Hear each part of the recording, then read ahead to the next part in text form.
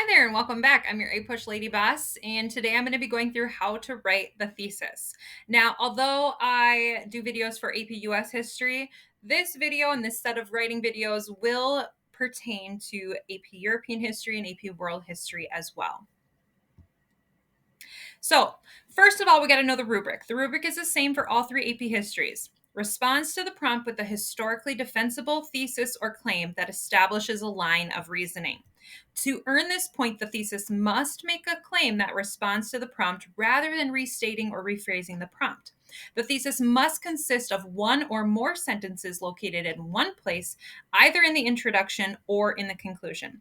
So, as I stated, this is one point. It applies to all the AP histories. This, however, might be the most important point because making a historical claim, a historically defensible claim, is essential for writing an organized essay that leads to gaining more points.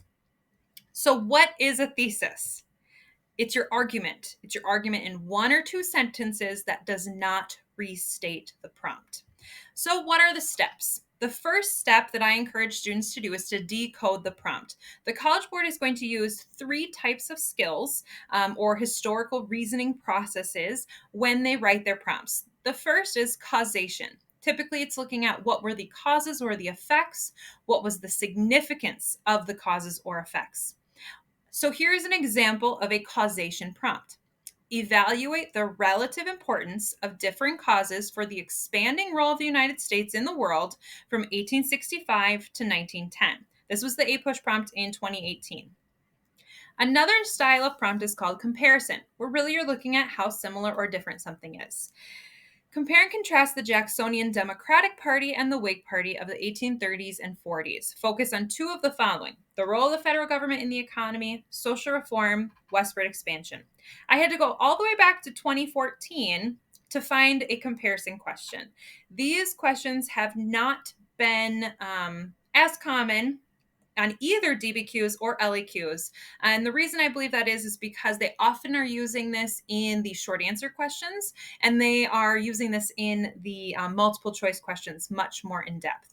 So the final type of prompt you might encounter is the continuity and change over time. How much change or impact happened? It could be a lot, it could be a little. Evaluate the extent to which transatlantic voyages in the period from 1491 to 1607 affected the Americas. This was a question from 2021.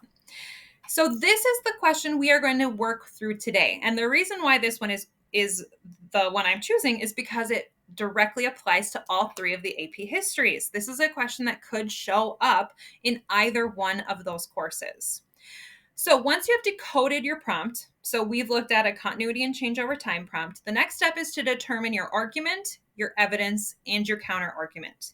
So first you need to brainstorm. What do you know about this topic? What do you know about transatlantic voyages and their impact on the Americas?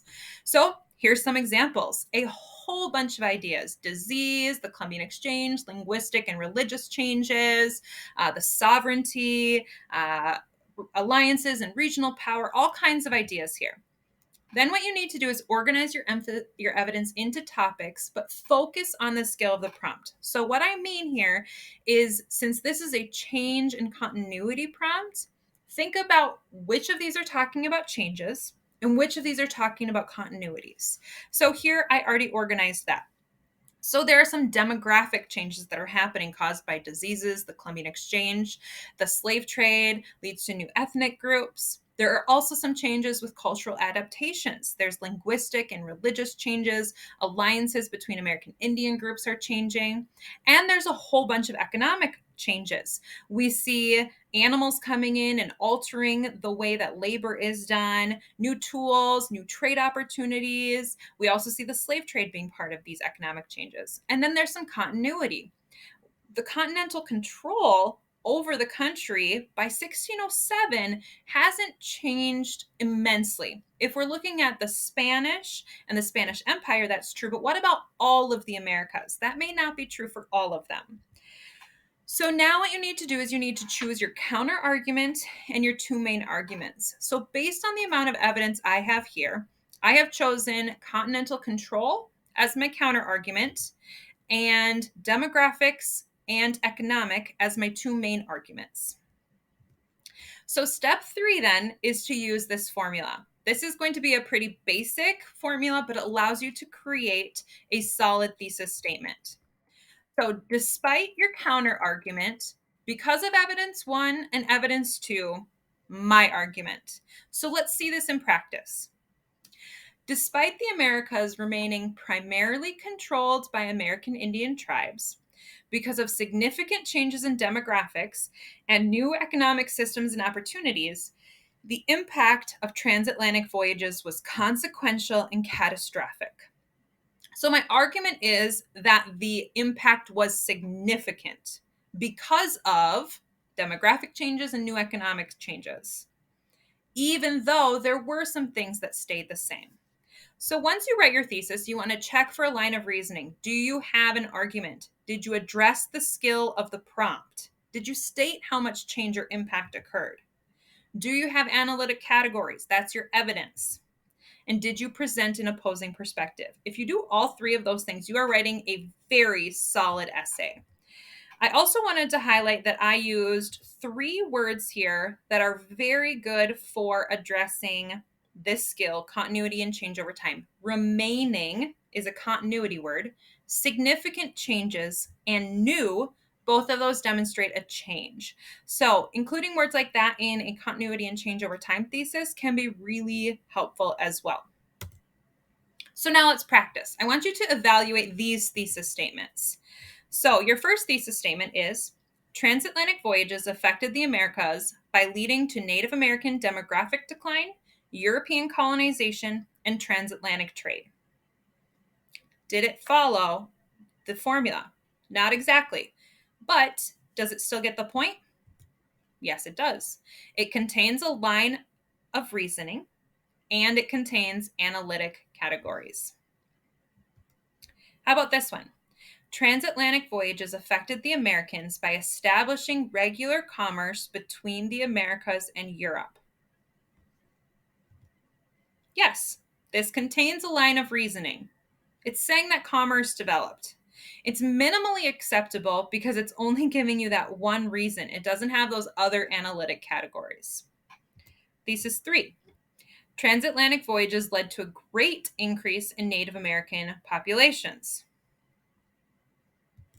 This one does not, because it is not historically defensible. It did not lead to an increase in Native American populations. It drastically decimated the number of American Indians on the continent. Thesis 4. Transatlantic voyages affected the Americas. This is not correct because it is a restatement of the prompt. So there are some practice ones for you. But what should you do if this still seems too challenging for you right now? What I want you to focus on is right now. You might be earlier in the year, or perhaps you're getting close to the AP exam and you just need something to help you immediately, and that formula feels a bit too complex.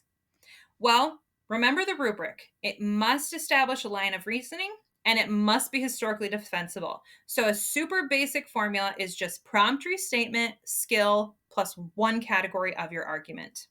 So transatlantic voyages in the period from 1491 to 1607, there's your prompt restatement. Greatly, there's your skill, affected the Americas because of the spread of disease. That's your category. So sometimes when you are thinking about a prompt, you may only have the content knowledge to come up with one body paragraph. You just might not have the evidence. Well, having one body paragraph is better than none. So if all you can think of for this prompt is, all I know is that the disease spreading impacted American Indian populations, then you go with that in your thesis. You restate the prompt. Then you answer the how much, right? Continuity and change over time is how much change occurred. And so you're going to say it greatly affected. You're going to give kind of that adjective or adverb that answers the question of how much, and then you give your one reason. This is what we would call the minimally acceptable thesis. It still gets the point. And so if you just need to break it down, be a little simpler, you can follow this formula to get you there as well. I hope this video was helpful for you, and if so, please like and subscribe.